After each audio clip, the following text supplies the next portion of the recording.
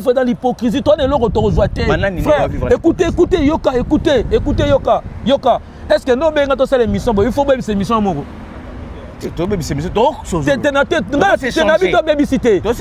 par rapport. Mais comment on sait les locaux, mon bébé, c'est le locaux, sali. Pour nga na finga aza frère na ngai yemo ga yebim nga sala makamuna ye evre pola na ngote mukolo mutema ne kolinga alinga sala vidéo nango asali vidéo nango. Est-ce que zaki yo moko au constate que ça négligence quelque part? Est-ce la négligence te aza frère na ngai c'est le grand garçon. Un grand garçon aza papa, aza responsable ba tutu ba yebi famille restreinte ya c'est le même pas physiquement mais de l'entendre parler de l'écouter aussi. Baby que c'est le dans la bana c'est le to comme bana kala ba marque andina marque Olivier baza bana basi ba koli ba ko se plate ba vanda ba mona mutu moko leki na TV ko finga tatala bango za ki mongole o tatala bango tanga ipota bana ko bangisa lobesa après est-ce que lelo kala bisanga to tuna bino ba question moko boye pe na oeza lelo mitu ya bato zo solo la yango bote image toza na yo d'accord est-ce que lelo lobeso succès onyo sozo sala na magoda oyo est-ce que toyeba le besoin bénéficier directement on a à l'aise na ba o na misala o bosali la bandeko na ya patron na bino pi bana maison mère to sala patron to sala orchestre na biso moko po wera zaka de awera biso mto kina luka wera mta luka biso te là to tika via vana na ngwende na d'accord on comprend ça c'est bien mais au moni ba saleté moko ya kapime na bangulu bas kokabaka moi cité tika moi ça va dans les sika vandi totika bango toka bango ma 2 minutes après tozongela bango voilà honorable mwasi azali mosuni moto moko akolia be na nzungu to na sani na ye zala be mayele o soki omoni mwasi alongo epa Patrick Masidi epa ya kalega dinore akeye epa bote fela wana azali indore serenge o mobali na bana na butu akomisanga nde jidoka ye butu nyonso nararaka te abetaka ngai ete kuruma ye bokulaka lobeso tigre talera ngai likambo bauhero yake ya papi toza bato tozinga mpe tozala respecte on est dans orchestre na biso papa go vanda te boye bovandi na kiti bano finga oyo papa otambola te otambola te ngana so ba ochoba ko harceler ba appel na téléphone na bo moto na ko tuna sika mo pesa bato mbote mwa chelo mupanzia on va prendre mais toza batu wana ba ya ko finga wana bato la ba ya ko finga wana ce qui fait abika tala bango te mais bato abiro ba mona makambo wana c'est pas normal. Pourquoi vous insultez les musiciens que Wera a fabriqué lui-même? Mais oui, il y a toutes les questions. Pourquoi le bail n'a pas que il y a le bail une émission au T facile sur bon sang na Wera. N'a problème na Wera. Est-ce que na ba te belé pe batala ngona. Est-ce que na problème na vie? Na âge na ngai na niveau na ngai lo ni ngana na ko sala adversaire wa ngai. Bato batika hypocrisie. Bato batika hypocrisie, c'est pas bon de vivre. Bayaka balela magoda ye Bakongo balula magoda mama Baswahili bakolo magoda yo Bangala balela magoda ye Ngoya magoda yo Baluba balela magoda ye Elo kango songa mbandaka wana sharo makofi mutatuna na tuna est-ce que logo wana zonga ki mbandaka nengo zongela ka batu souvent mbandaka Boba gens sont dans le château rouge na so biloko ya kana wana. Ah bon? Le logo pe ya ki yana. Biloko ya kana. Yo petit na la chance. So ke na château rouge ozambasu. Likambo yako kamwa barobi mwasi ya Mungu alekili boka kapela nelengi. Yo na bana na sutuka boye mwasi na bana na mbongo abotelinga elongi ya mwana tataro pango. Yo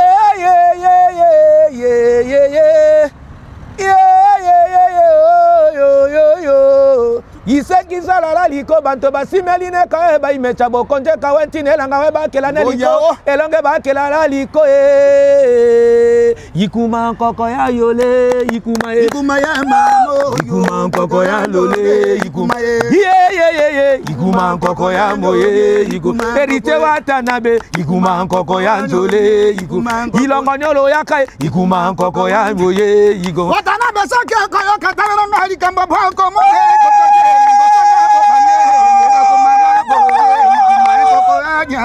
Ikuma nkoko ya mole Antakale Ikuma nkoko ya mole Asade matuba Ikuma nkoko ya mole Mele zuma kiala Ikuma nkoko ya mole Alubo stare En fin du monde, les gens disent je reçois les appels de gauche-droite. Fungola misu, bandero misu nangaya okangamate. Otala misu nangaya polele. Lokam ta sumbana bala. Yo mo ifo yeba. Ozana énergie nini oyo olingo bimisa. Projet artistique na yo ezali nini. Batu mingi bakufela na bango semoul na fekil. Na ozala garde du corps maman na Château Rouge. Maman qui on a pas maboko na Château Rouge. Mutakota na mbembe na maite. Na lingi ba voilà. Le compte peut être sur mbembe.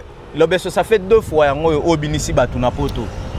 Qu'est-ce qui a fait que tant au bandaki na mbembe te na 2 fois te na bandi obinisa ndine na te non ngana oye biso makamo biso to mona biso yo salaki musala biso to constater yango na kati ya réseau première fois ezalaka mbembe mbembe salaka tour nango mbembe et salaka tour nango qu'est-ce qui a fait que et marché te et accroché te parce que ezwaki déjà na kati ya TikTok nini salaki que clip wana lobeso zalate clip wana lobeso il s'appelle Mouta. Voilà. Mouta de Mbandaka, Mouta de l'Équateur. Donc, Bogozoa et Loko en somme. Il y a Papi Matalatala, boss Yemo la Sengi Mouta. Mouta Fufu. Le bon qui mongo. Nambongo balobangone. On t'a les bassi, on t'a les fous. On t'a les bassi, on t'a les bassi, on t'a les fous. On t'a les bassi, on t'a les yoko. Donc il n'a pas vraiment hérité Wata donc il n'a pas nazaliawa au talipé honorable. Ah ouais. Vous coiffez sans attraper de microbes, c'est possible. L'art de bien soigner votre look, votre chevelure grâce aux spécialistes. Et ça se passe au salon de coiffure sans microbes.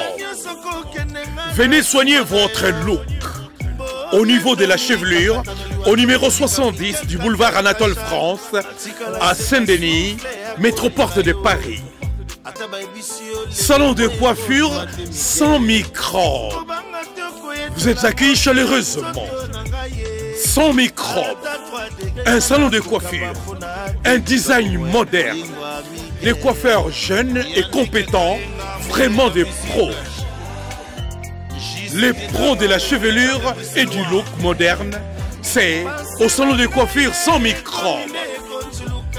Avec Patrick Massidi, le professionnel. T10 Tosa Olia. Le salon de coiffure sans microbes, un salon chic avec des coiffeurs très branchés. Pour votre réservation, un seul numéro de téléphone. Les 06 05 71 90 61. Venez vivre sans microbes. Votre salon de coiffure sans microbes à Saint-Denis, porte de Paris et Zaputa Yabiso. Sans microbes, c'est chez nous. Voilà, mesdames et messieurs, bonsoir. Bonsoir chez vous, bonsoir à toutes les personnes qui nous suivent de partout. Merci.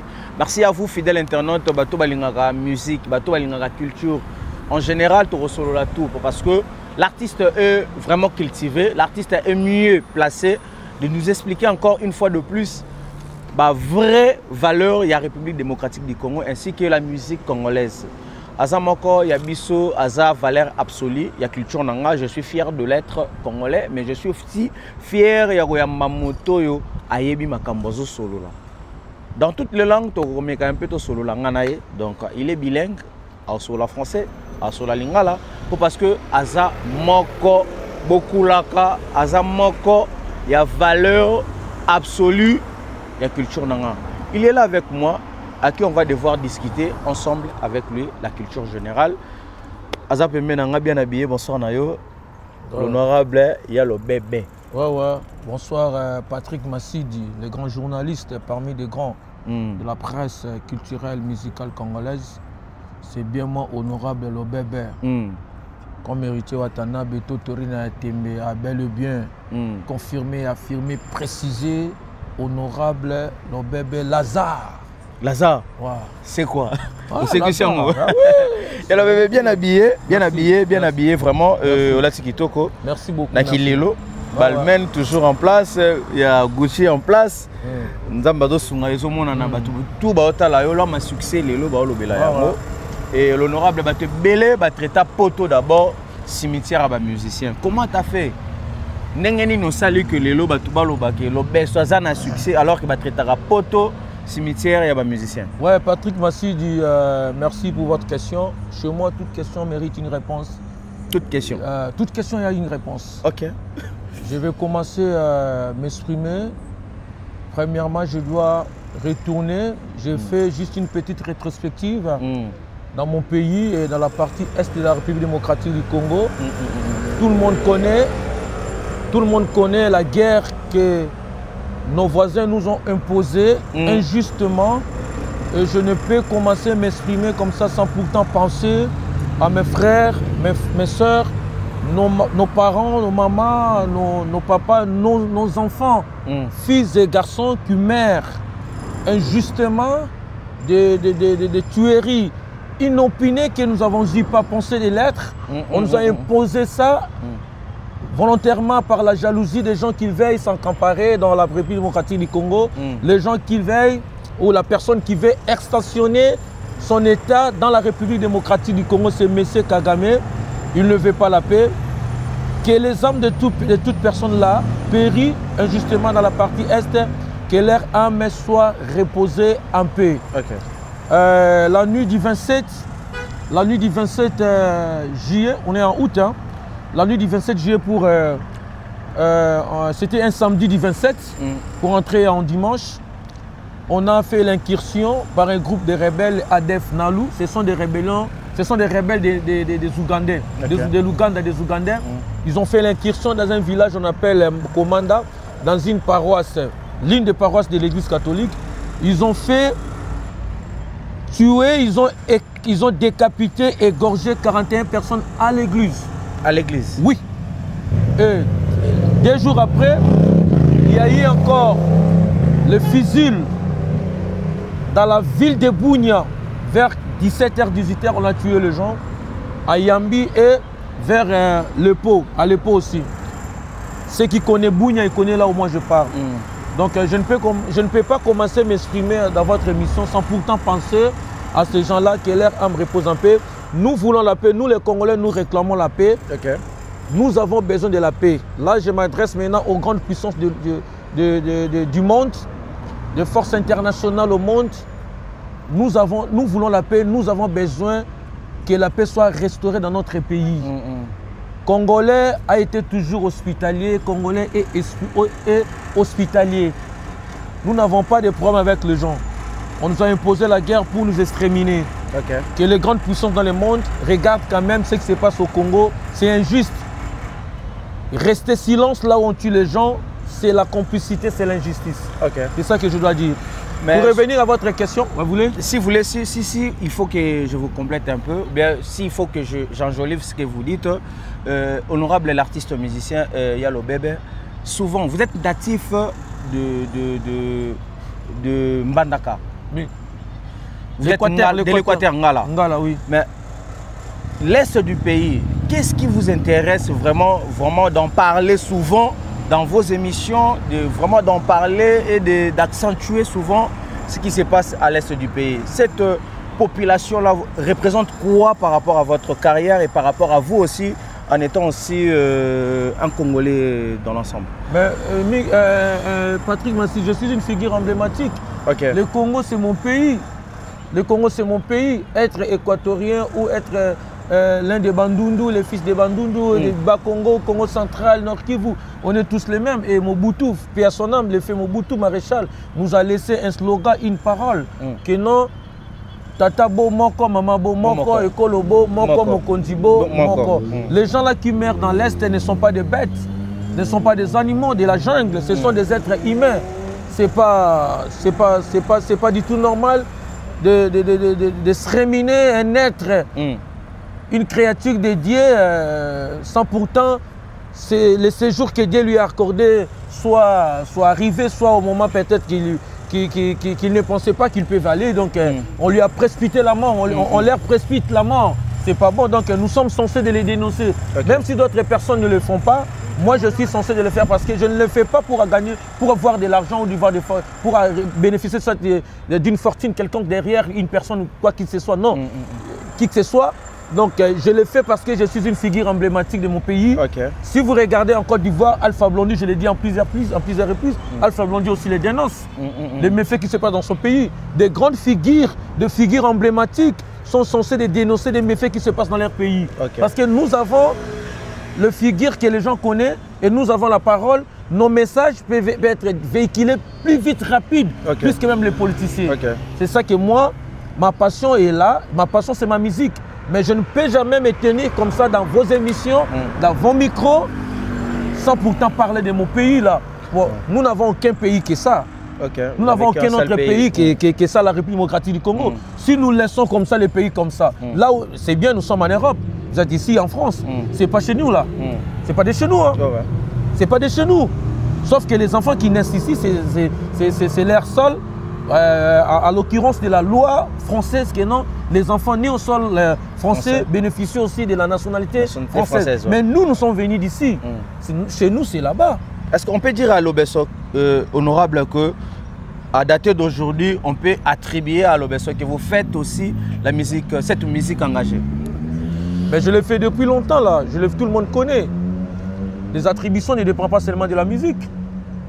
Dans les domaines que vous en avez, le domaine que vous ayez, donc on peut exercer de faire de bonnes manières. Voilà. Vous êtes journaliste, vous êtes artiste et coiffeur, parce que beaucoup ne connaissent pas.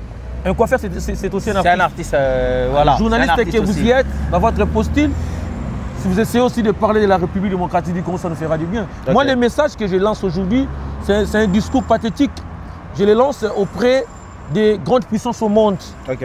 Si peut-être ils boycottent nos messages et nos souffrances que nous en avons, nous ne demandons pas qu'ils viennent éradiquer la souffrance qui a généré dans le République démocratique du Congo, mais du moins qu'ils pensent dans ce qui se passe au Congo, c'est dévastré. C'est dévastré, mon frère. Nous ne pouvons pas vivre comme ça. Pourquoi on nous tue? On nous tue pourquoi? On nous tue pourquoi? Pourquoi nous sommes des victimes de tueries? Pourquoi? Pourquoi? Mais les grandes puissances sont là, ils ne disent rien, ils restent en silence. Donc nous sommes censés de le dire. C'est que ça fait très mal. Nous avons des artistes et musiciens dans notre pays qui ne pensent même pas de parler de ça. Apparemment comme s'ils sont complices de tout ce qui se passe là. Apparemment comme s'ils sont subventionnés. On leur donne quelque chose et on leur dit que non, fermez vos gueules, il ne faut pas dénoncer. Mais Alpha Blondy, c'est un artiste et musicien. De Kemi Sheba, c'est un activiste. Il parle. Il dénonce, excusez-moi. Moi, je suis censé les dénoncer. Je ne le fais pas ça parce que je suis dans un parti politique où je soutiens une autorité, qui que ce soit quelconque. Non, je le fais parce que j'ai vécu là-bas pendant mes 5 ans, j'ai ma famille là-bas. Hormis de ma famille, les gens là qui meurent, c'est des Congolais. Hormis des Congolais, une personne humaine qui a la vie est censée de vivre. Là où il y a la paix, on va construire le pays, on va ériger. Là où il y a la paix, on va faire les pêches, l'agriculture. Là où il y a la paix, les enfants iront à l'école. Là où il y a la paix, nous allons faire des business, des commerces. Mais chez nous, il n'y a pas la paix. Ça a généré pendant plusieurs années, beaucoup d'années. Peut-être il y aura beaucoup de gens qui vont tomber sur cette vidéo. Ils peuvent dire qu'aujourd'hui, l'Obeso tient la tête à dire ça, mais au moins, il y a aussi vos aînés qui vivent ça, qui écoutent aussi sonnette d'alarme que les gens de Nord Kivu ou bien Sud Kivu qui subissent aussi de sorts un peu arbitraires. Mais très bien.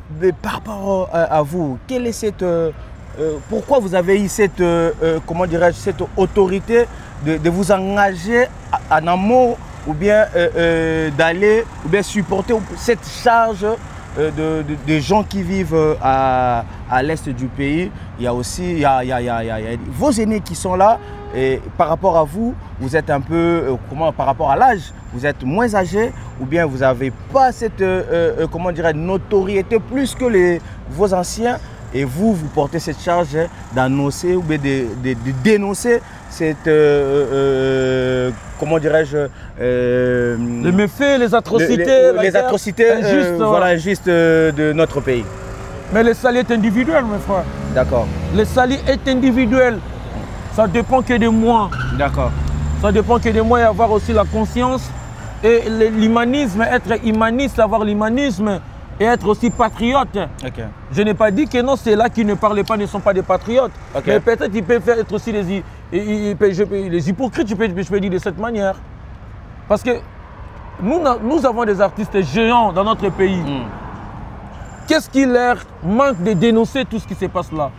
Supposons que tous les artistes là se réunissent dans une même table de dénoncer toutes ces bavures-là. Okay. Des atrocités, on nous a imposé la guerre parce que nous avons les richesses. Les gens oublient la vie d'une personne vaut plus de millions de minéraux. Comment tu peux exécuter une personne pour avoir des minéraux? Mais si vous voulez des minéraux, récupérez les minéraux et laissez la vie des gens. C'est que les gens oublient que les minéraux s'y finissent. Parce qu'à Dubaï, ils ont aussi les minéraux. Mais ils ont fait leurs études, ils ont dit que non, en l'an 2006, c'est combien là? Nous n'aurons plus de minéraux. Qu'est-ce que nous allons faire? Érigeons notre pays, construisez, faites les infrastructures dans de très bonnes conditions, modernisez notre infrastructure. Et aujourd'hui, Dubaï est devenu un pays touristique. Okay. Les infrastructures, là, ça s'encaisse beaucoup d'argent au trésor public de Dubaï. Mais chez nous, les gens visent que les minéraux finissent, mon frère. Les minéraux finissent. La vie des gens vaut beaucoup valeureuse que le minerai là. C'est que nous demandons, moi je demande seulement... Un mot pour ces peuples-là, gomatraciens, un mot pour toute population qui vivent les atrocités, comment dirais-je, indésirables, inopinées, voilà.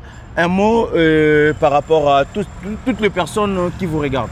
Moi je vais dire tout simplement, je m'adresse à mes frères et sœurs et la population de la partie est de la République démocratique du Congo, qui est mes frères, mes mamans, mes sœurs, nous sommes tous des Congolais, sortons de l'hypocrisie, arrêtez avec l'hypocrisie, parce que la guerre qui se passe dans l'est de la République démocratique du Congo, dans de différentes entités, parce que nous avons, la partie est contient au moins 6 à 7 provinces, parce qu'on a fait la décentralisation. Okay. Nous avons la Nord Kivu, nous avons les Sud Kivu, nous avons l'Ituri, nous avons Otuele, Bazouele, Chopo, tout consort. Mais il y a des guerres, il y a la guerre asymétrique.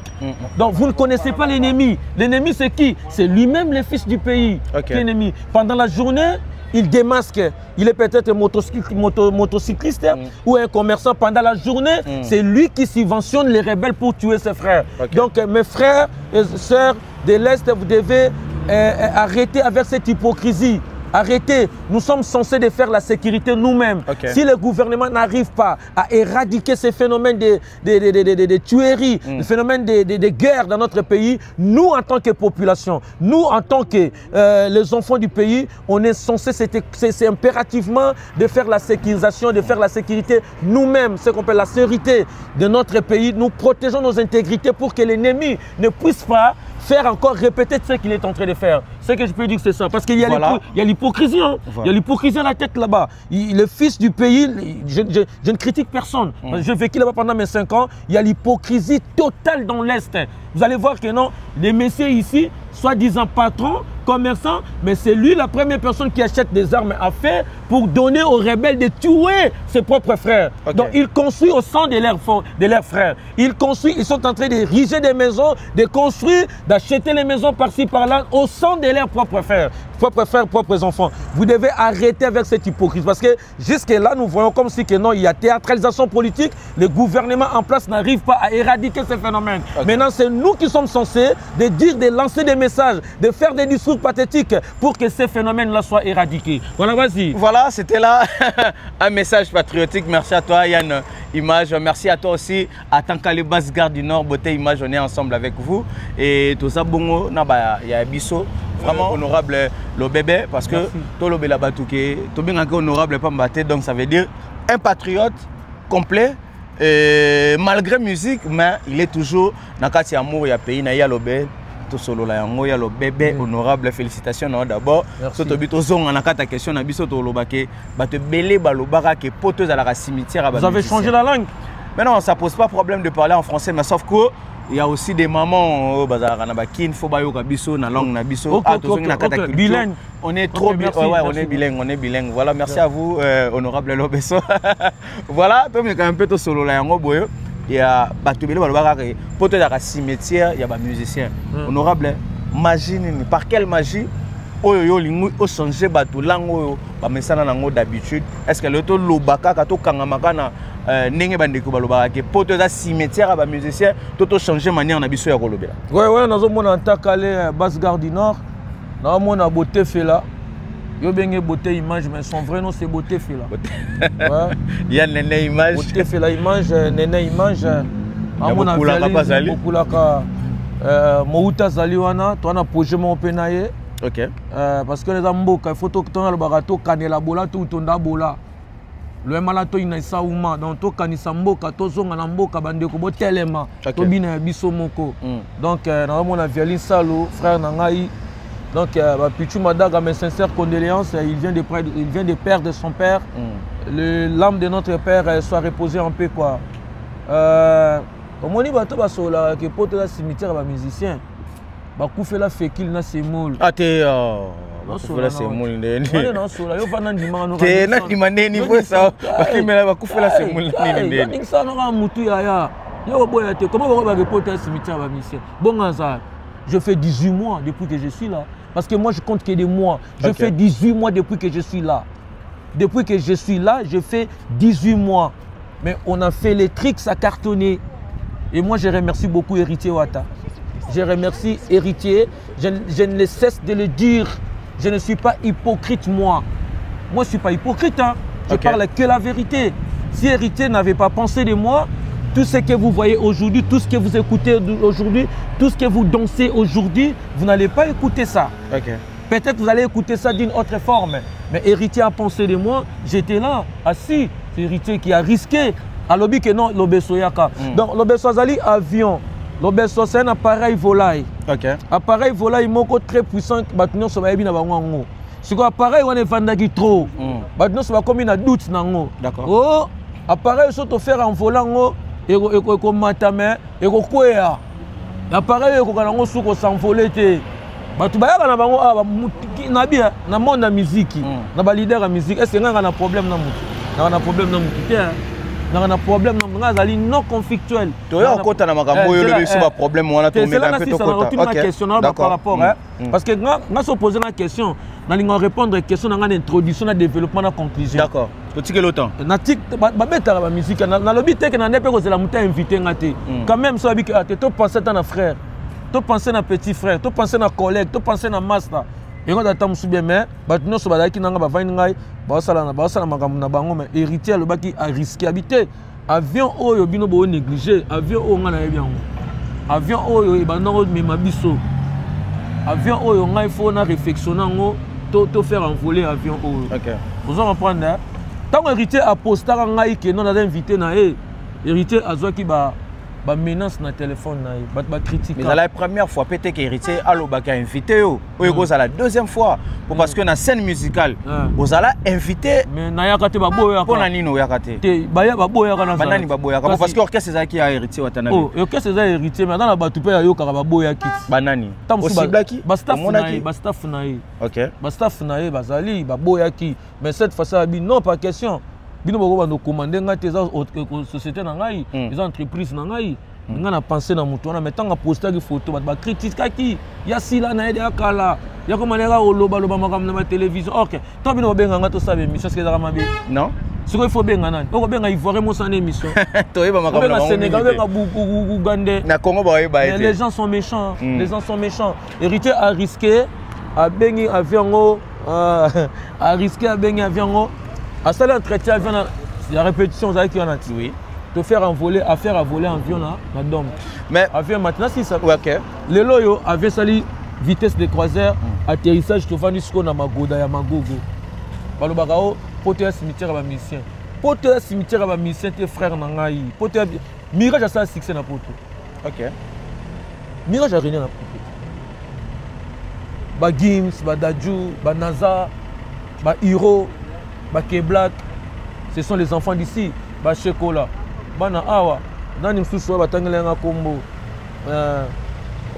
baza ebele bana a basala basuccès ocomprendre ezali yo moko yeba bachili merci chili lelo nana oluka yango chili yo mo ifo yeba oza na énergie nini oyo olingo bimisa projet artistique na yo ezali nini bato mingi bakufela na bango semoule na fekil na ozala garde du corps maman na Château Rouge maman ke na to panza maboko na Château Rouge mutakota na mbembe na ngai te na lingi ba gentil te le compte peut être sur mbembe l'obeso ça fait 2 fois yango yo obinisi batu na poto qu'est-ce qui a fait que tango bandaki na mbembe te na 2 fois te na bandi obinisa ndine na te non ngana oye biso makamo biso to mona biso yo salaki musala biso to constataki yango na kati ya réseau première fois ezalaka mbembe mbembe salaka tour nango mbembe et salaka tour nango qu'est-ce qui a fait que et marché te et accroché te parce que ezwaki déjà na kati ya TikTok nini salaki que clip wana lobeso zalate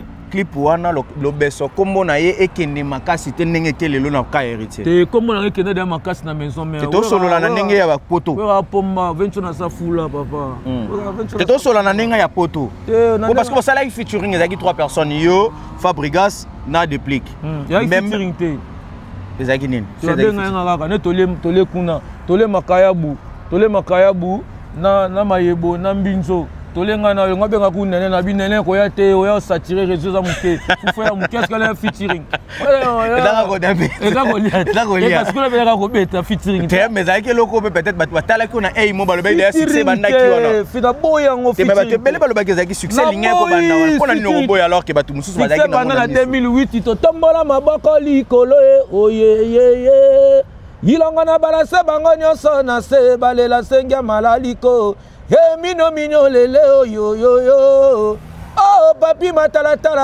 balela sengia malaliko wa kotia tembe na wera o aya wa gamona o wa kotia tembe na nyama aya wa gamona o batia tembe bakita talo baya wa bamona o batia tembe basila nganga baya wa ingeli photo memanga liboso lobeso papa magame banda manakala na 2008 on est na TV kuna to le fufa munene wana banda kala eza nango te ke makambo wana yo ndenge za awa yo moko oyebi so lingo sa eti ironie moko na télévision yo kazana fungwama to fandi to le fufu na makayabu na mbinzo na maye moko alobi Fabrigas ayebi saki ye oh te ko sunelanga ba ngala misete yo ndo lobi na ngakuna ngate ngala misete yo papa arrêtez tika hypocrisie yaka to konseto yo mutolobi ke ayebisaki yo makambo olobi ke olandaki soki na émission olobi yo mutolobi papa to konseto ataka lobat to konsenga na yo mais oui nazo za makambo lobate yo loba yo tuni question pourquoi loba na ngakuna ke o ya lobaki na émission o te facile sa rebongisana na wera ngana problème na wera ngana est-ce que na bate belé pe batala ngona est-ce que ngana na problème na vie ngana âge na ngai na niveau na ngai lo ni ngana na ko sala adversaire we ngai batu batika hypocrisie c'est pas bon de vivre dans l'hypocrisie toi ne le retourne frère écoutez yoka est-ce que non benga to sala émission il faut même cette émission moko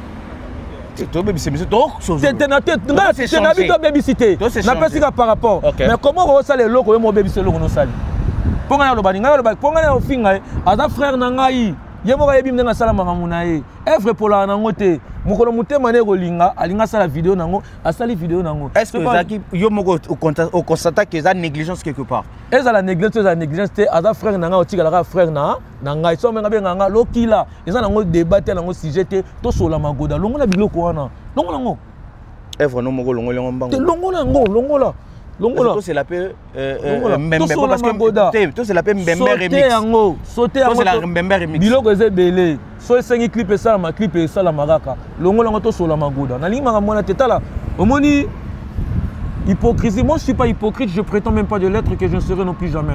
Je sais comment respecter une personne. Je suis ici, c'est pas vous qui m'appelez.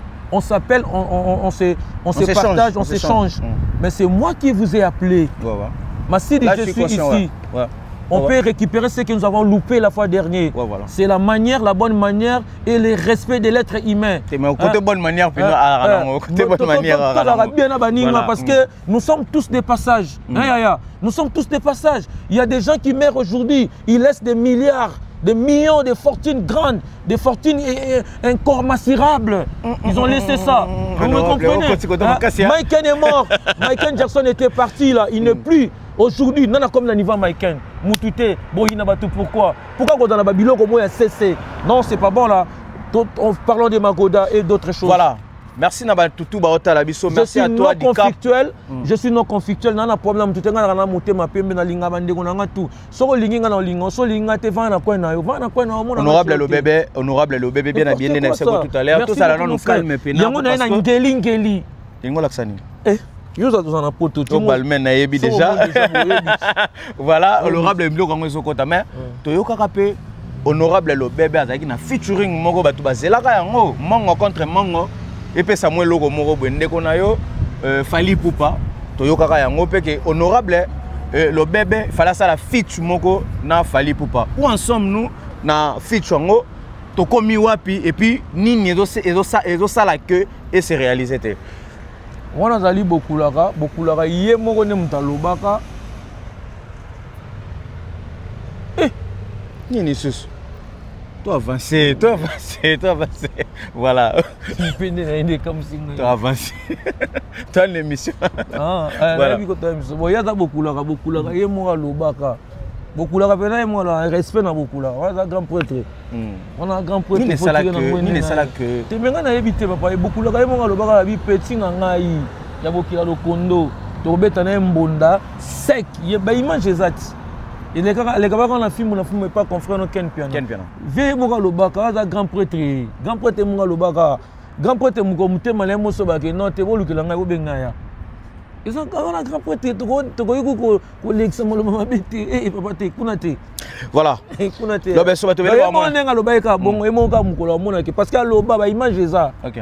Ba image ça et mon loba ku kala nga on a pensé à tena ndima ku tuté yemo na loba bike non mbonda na petit na nga lo bébé mbonda sec du village na petit frère propre wala na bokila lo kondo apeta ku na tempo na munoko mais mukoloka yemo ka mona nga ke bon et koki nango nga prêt vous après soleil 10 Pamela soleil to za na ye lobe so za prêt kale ya mboka lobe so za prêt.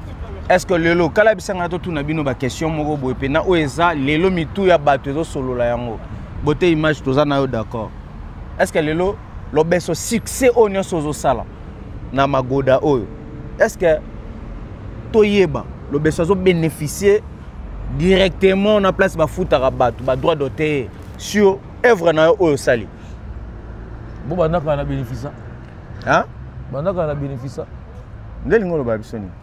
Bon, nous chacun m'a ça sème de l'eau dans ma mérite. Bon, on a ça sème banaka. Ah, le besse mais ça autre temps autre merci aux alelo ba tu baso mon abino ke j'aime contre j'aime. Ça sème bani lelo. Ah. Ça sème banaka là. Otika bamboué mana. Pour no benga ngamboué alors que ba te bele ba mon succès makambo ezo sala. Est-ce que lelo le besse zo bénéficier? Na bien. Ayo sombi biloko tolé kuna. Il faut te foutre sur droit ya biloko sombi. Mais on les a œuvre d'esprit na yo. Ça lelo roté na ko pesa pe frère na ngasaini. Bon c'est l'infini nga. Attends, on bénéficie on a coup fat. Et là on y a le j'ai dit au sommaire, le monsieur a pensé de moi. Voilà, c'est une grande chose là. L'ascenseur a été de mon côté. Je lui ai rendu aussi l'ascenseur. OK. Voilà. L'ascenseur est mutuel. Et mutuel, c'est ça. Je lui ai rendu. Les gens disent je reçois les appels de gauche-droite. Fungola Missou, Bandero Missou, Nanga Kangamate. Botala Missou, Nanga Polele, le Ram dans Sumbana Bala. Ateo! Yabita Mzora Farata, Badota, gauche-droite. Yo Tikanga sur la Makamunangaï. Yo posé question, Missou Nanga Kangamate, Missou Nanga Polele. Mato Ipezoyo, Kalazo Mona. Toi, na pototi. Dans la poteau, si on a signé, je peux pas dénoncer tout ici à la télé là. Okay. Mais nous sommes en Europe et lui-même sait, il a dit ça, il a avoué devant les gens les jours où nous avons fait le clip. Il a dit que non, le Besso, vous allez signer. C'est votre truc, il faut signer. Est-ce que vous avez signé? Vous allez signer et j'ai signé. C'est avait dit, ça a été en cours, on a fait ça avec son manager. J'ai signé à SACEM. Je me suis enregistré en SACEM. Dans sa sème. Okay, voilà, il y a le Marie qui s'inté. Nous, le dans le vocabulaire, il y a toi là. Naye Moro Watat. Naye Moro Watat. Moi, tu as la team Héritier Wata, la team Fit, Lobesso, Ambulance, Marik. Ok. Voilà, ils ont été ambulance. C'est la première fois que on a boire à Kriba comme on a honorable le bébé. Honorable. Nabi ko précise à la comme moi trop. Papa full là ka. Honorable le bébé. Papa tout normal to na bango bo ça ta émission bois ki mututa to bana. Ah, yo no boire ba tuté. Mo boire ba tuté. Nga ko boire nga te fona peso ka mbongo. O mona ku tutantini mo so ane bien. Tika yo boire nga fona peso na peso masoko bo boire nga. Balo ba ngo. Ah papa balo baka. Ya la belongo la ko to mango ko nga mango te. Te to solo la. To solo la. Malembe. Malembe. Hein? Yo da mango menga te. Malembe. Solo la. Voilà, atakale malembe. Tant que tu as précisé nengona. Tant que tu as précisé bongo, hein? Et ça déjà que non à identifier honorable le Lazare. Sors. Honorable le bébé. Allo bakaya kende feye. De priere nzoka kenda kana yende feye. Yamagoda, Yamagoda, Yamagogo, Yamagoda. Yo, kwe, Mariki, Sente, iye. Obana bale la magoda, yo. Bayaka bale la magoda, ye. Bakongo balula magoda, mama. Baswahili bakolo magoda, yo. Bangala balela magoda ye ngoya magoda yo baluba balela magoda ye elo kango zonga mbandaka hein on a charo makofi mutatune ngana tuna est-ce que logo wana zonga gi mbandaka nengo zongela ka batu souvent mbandaka boba gens somona na ba château rouge na nyoso biloko yaka na ngoka wana ah bon et logo pe yaki yana biloko yaka wana le petit n'a la chance so que na château rouge aux ambasu aux on PC na château rouge na biloko to ezana yaka wana yaka honorable le bébé facile les obanga yo mais obanga sa bisoté tenga na obanga sa mutu te to obanga yo te to saka na parce que bato baza ba hypocrite ya ko ba pouvoir na bango na ba force na bango yo pouvoir nezali hein les nzambe na ba ancêtre mais mingi to mona otindikaka mais quand on dit quand on dit Dieu de nos ancêtres, écoutez-moi, nous ne pouvons pas déformer les choses. Dieu de nos ancêtres, Dieu a légué ses forces, ses intelligences spirituelles aux ancêtres. Parce que Jésus-Christ, Jésus-Christ, Baza. Bramba Moïse. Bazali. Pourquoi Jésus-Christ Baza? Parce que nous disons Dieu de nos ancêtres. Tokoko boycotter ancestralité, papa. Et ça, grosse erreur comme ça, congolais tout ça là. Les églises de réveil ont hypnotisé la population. Ils ont fait aveugler la population. Si vous partez dans l'église catholique, donc ils respectent l'ancestral, le pouvoir ancestral Bokoko. L'église catholique les a respectés. Mais les églises de réveil, babébissi makambu est belé. Babébissi makambu est belé. Lukuta qui manque qui toutoufuni bakoti ici. C'est pas bon. Ils font le commerce derrière la Bible. Bazala bien. Quand tu donnes à ta famille, tu fais les servitudes. Il faut venir donner à l'église régulièrement, c'est pas la servitude. Là, vous cherchez que vous soyez bénis, mais vous donnez à la famille, on vous dit non, c'est les servitudes, donc la famille n'utilise pas. C'est pas bon ça. Déformer la prédication, la commercialisation, même la Bible nous dit partagez les paix que vous avez gagné avec ceux-là qui n'en ont pas. Comment pas vous avez partagé les paix avec nous ce soir ici, laisse-moi le dire. Mais comment si vous le faites régulièrement, une personne vient vous souffler à l'oreille que non, ce que vous fassiez là, c'est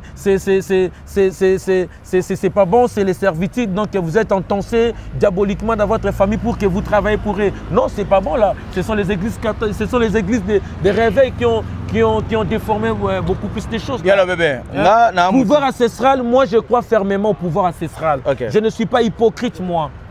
Je ne suis pas hypocrite parce que dans le pouvoir ancestral, nous utilisons la nature. Tout ce qui est Dieu à créer, que nous utilisons dans la nature, comme des plantes, des poissons, des animaux, des volailles. Dieu a caché ses forces spirituelles dans ces créatures.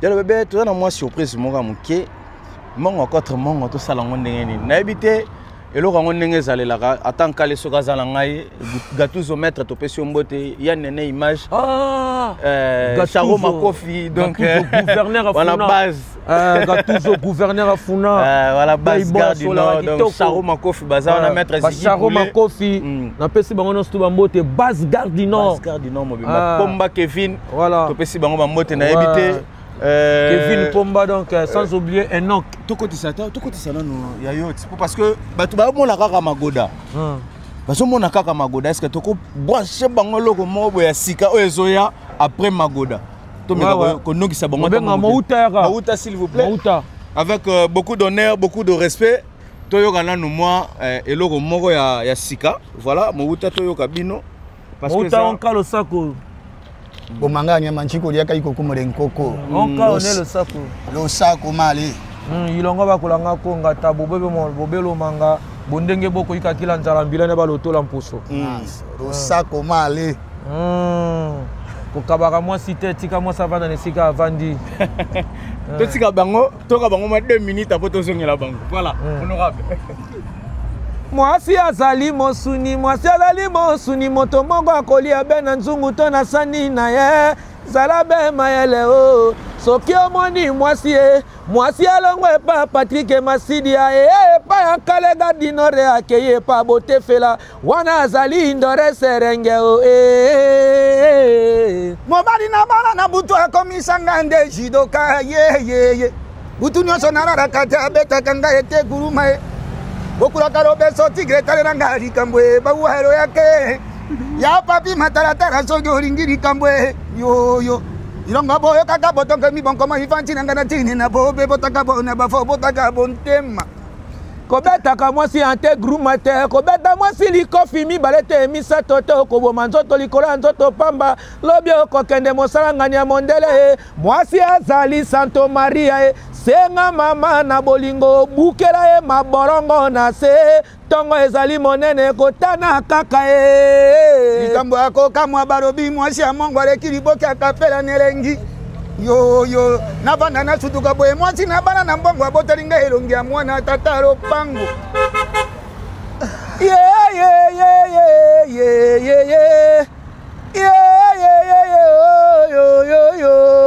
iseki zalala liko banto basimeli ne kawe baimecha bokonje kawe ntine elanga we bakela ne liko elonge bakela la liko yikuma nkoko ya yole yikuma ya mamo yikuma nkoko ya lole yikuma yikuma nkoko ya moye yikuma erite watanabe yikuma nkoko ya nzole yikuma ilongo nyolo yakae yikuma nkoko ya moye yikuma watanabe soki akoyo katala nga likambo bwako moye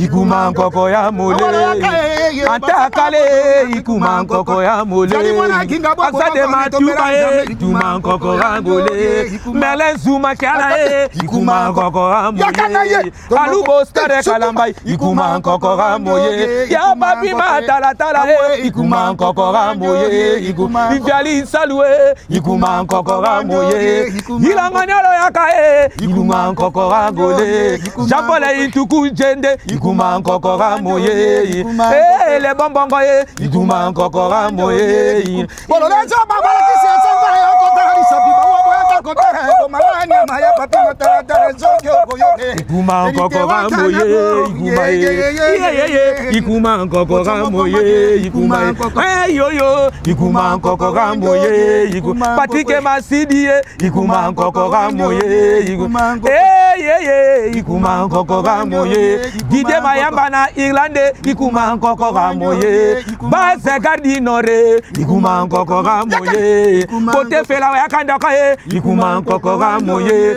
yakande ya titi yakande ya otwa mpini ya otwa bola ya Oti Lombe, yon. Otwa Bola, yon.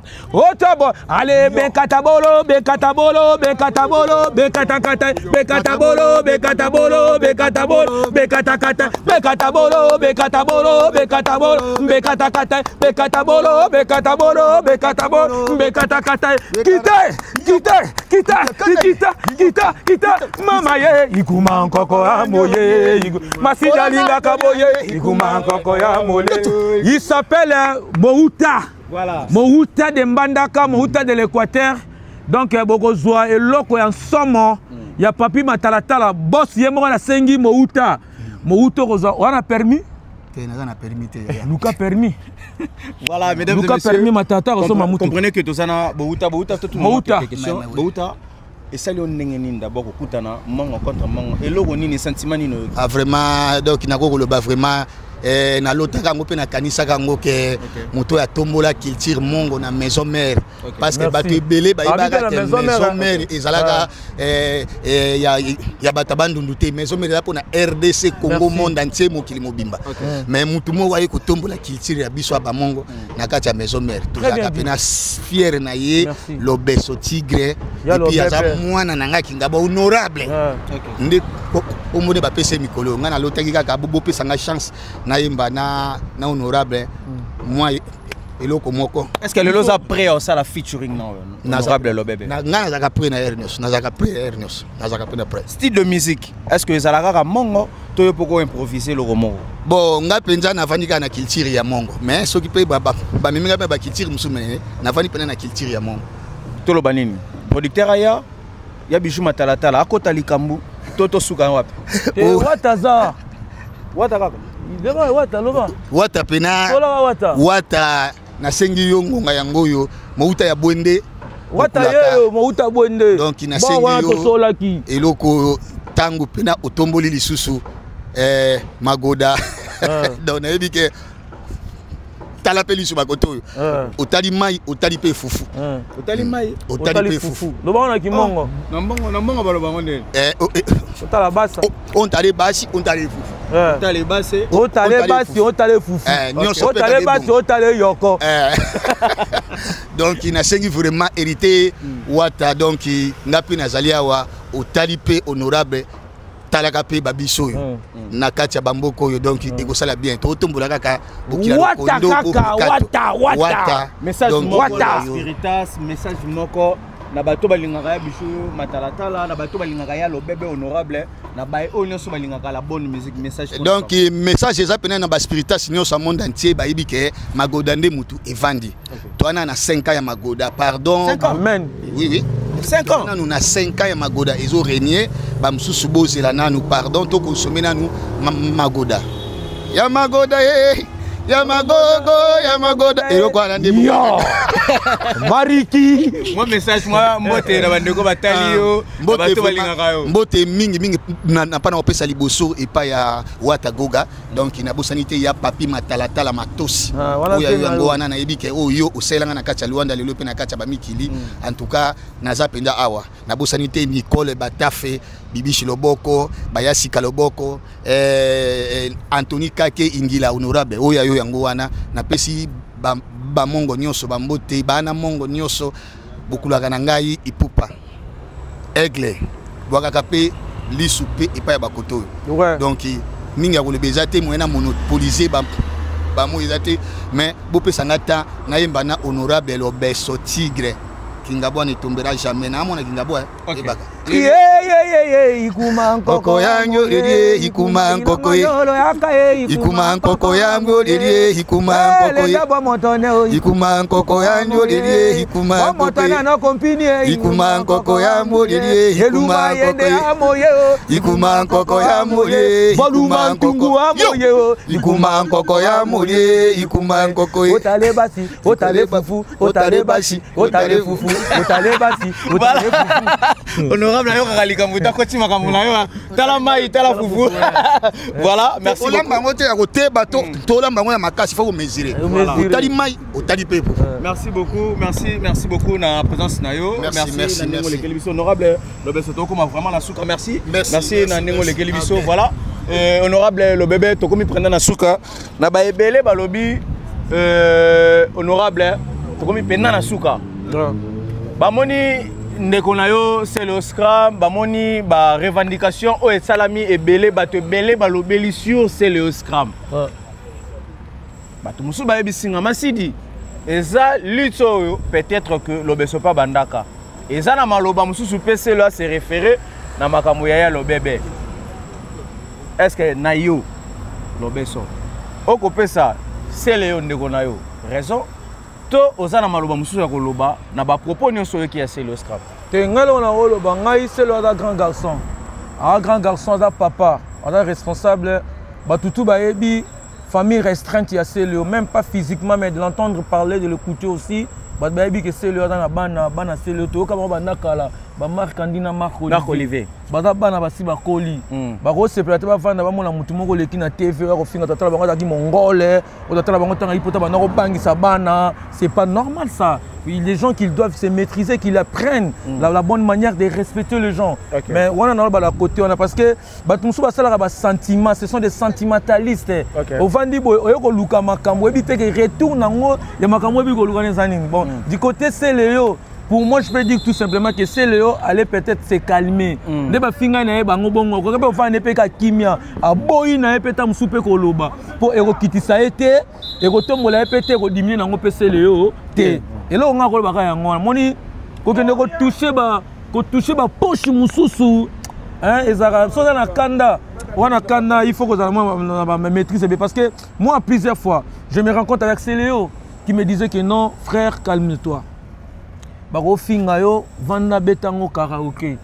Mais moi j'ai pas compris là donc akena nango likolo dans ina kanda makasi c'est là akena nango likolo makasi hein vencho na mbanda mutute na musique kutaka mbanda mutute bon na vie quotidienne bon na vie sociale ba mbanda mutute. Est-ce que le vous bino ba musicien vous se sentez menacé na place bouta ou bien vous se sentez aussi à l'aise na bae na misala o bosali la bandeko na ya patron na bino pi bana maison mère te to sala patron surtout to sala orchestre na biso moko po wera zaka de awera biso mtoki na luka wera mtaluka biso te là to tika via fana na ngwende na d'accord on comprend ça c'est bien mais au moni ba saleté moko ya kapime pime na bangulu ba senzi ba mbwa ba tutufuni ba ka luka visa yo écoutez-moi laisse-moi dire ba ka luka visa ce que pas luka visa na bana nenga bien ba ka finga ba musicien est-ce que c'est normal nani Patrick yo ko tia coiffeur moko na mutu moko to ndeko na finga la ko coiffeur wana non ça doit rendre un service non est-ce que yo ko na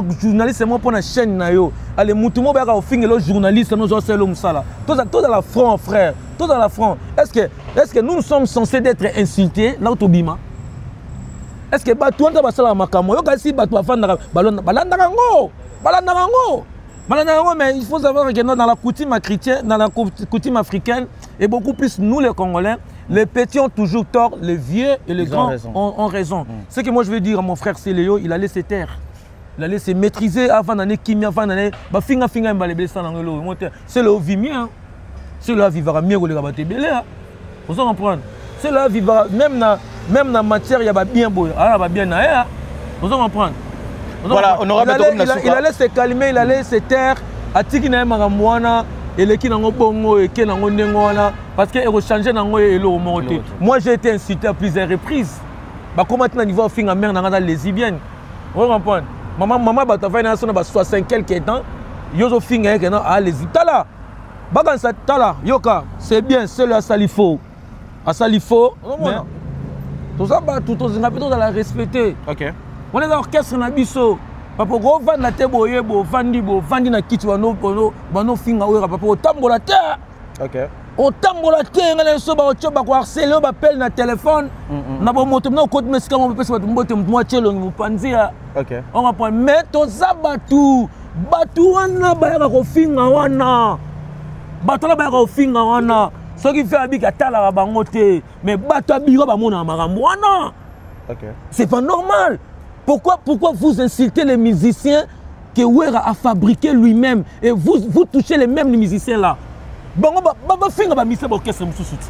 Pona nini ba finga ba mi bien écoutez, non muta ko sauter ko ya ko toucher Wera directement il faut zandoki. Ok. Papa, il faut Zandoki. Il faut Zandoki. Viens un en un. Na oya sala pour la mission les gars na 4 orchestres na wana. Après à sala wa linga wa sala pour na biso. Papa, ma be muso roza la tofani ga total. Talanga na uti Belgique. Na soli trop na avec Kevin Mawanda na soli trop na fait langa Tiba sous tarmac na soli trop na taki ba forme. Na soli trop na Yannick Lebolo na soli trop na Ziko Maye.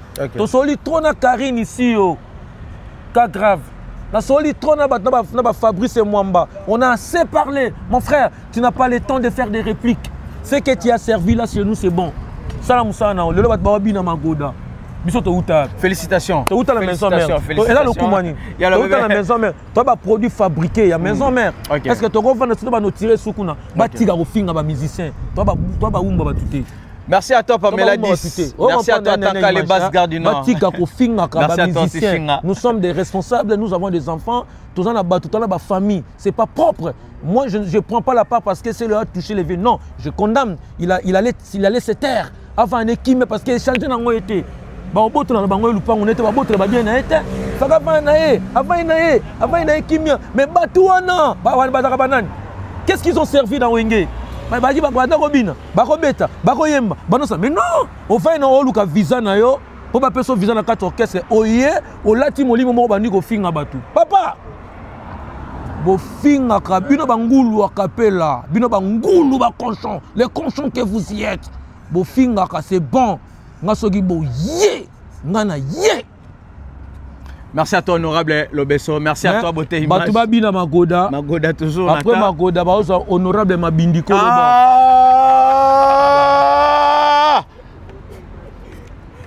Ezali générique. C'est un nom d'une personne, c'est comme Patrick. Oui, habité. Quelle information? C'est une information. C'est un député na kati ya parlement et assemblée congolais na Kinshasa. Batuno so ba ebié. Asa député, je ne fais pas la plaisanterie ici. Je ne plaisante pas moi. C'est un député qui travaille bien, qui fait bien son travail, donc il fait toujours les retours à sa base, dans sa circonscription avec laquelle il a été frité. Il fait bien son travail. Azoraba Monson le barabien, honorable Mabindiko le bord. Yangona Sikonga na pensé naie, il faut valoriser. Ndeko ya Tamkar le fils, ndeko ya Romain Moukadina Lausanne, honorable Mabindiko le bord. Okoyo ke loko ngoso goza après parce que tu es na Magoda. Ce qu'il faut ma loko mouya suna sima Magoda na honorable Mabindiko le bord. Nasina dénoncer na no sakango déjà na viali. Honorable Mabindiko le bord raison ya. C'est un député, je me présente pas, c'est un député. C'est un député national. Oh, papa, Kota Beta, c'est un député dans de l'autre vidéo. Président du Parlement, son Excellence, M. Vital Kamerabi. Maintenant, je donne la parole à l'honorable Mabindi Koloba. À Parlement, Gangi. Merci à toi, honorable Trésor Mombokawe. Trésor Mombokawe. Merci à toi. Kevin Cheval Blanc. Cheval Blanc, Samso, donc. Samso.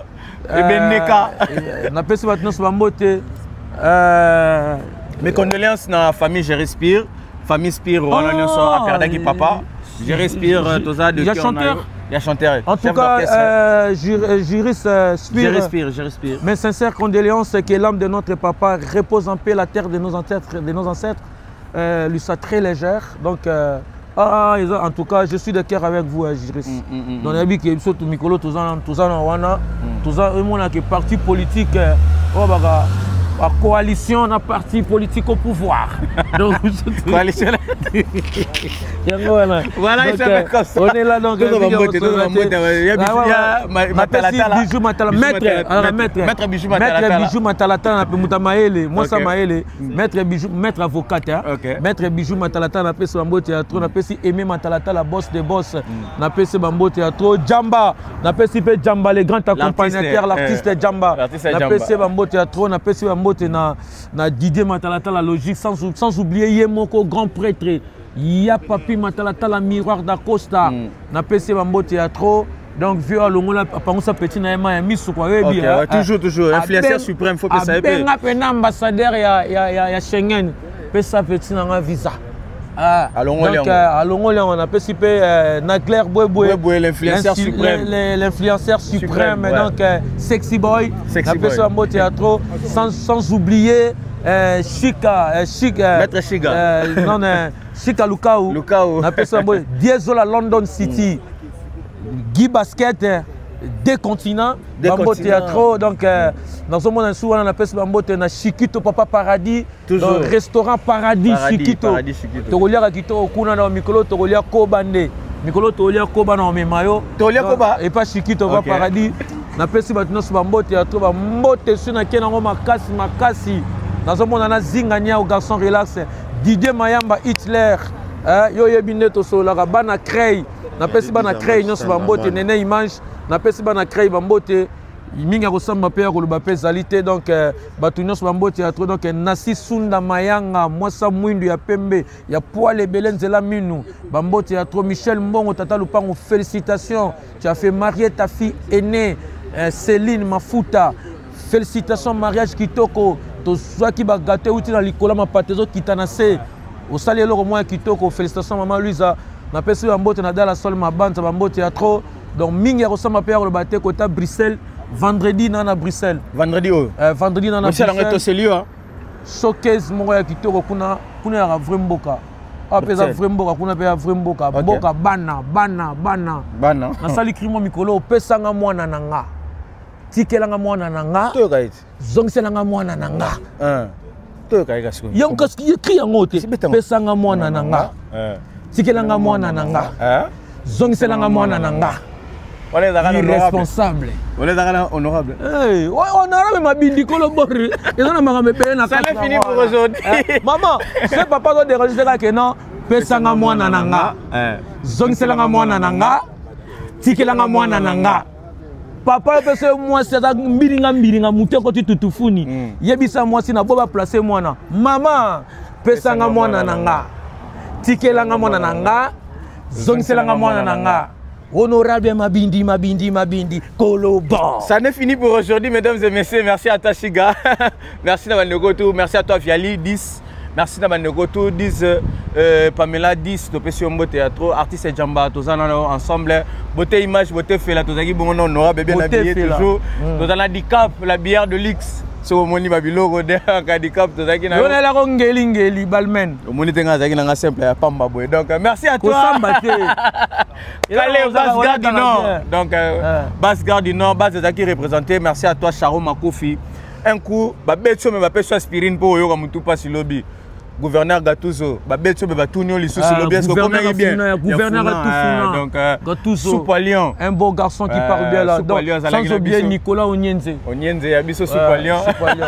Soupalion de peso accès de Matouba lobaki qui Garçon Paris. Garçon Paris avec une saison na pété. Accès de Matouba to peso monter voilà. Merci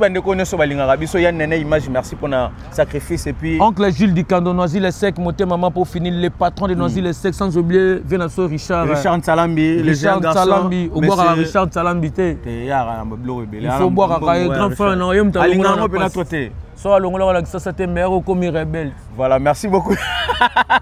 Merci à toi honorable Lobé Sokolo.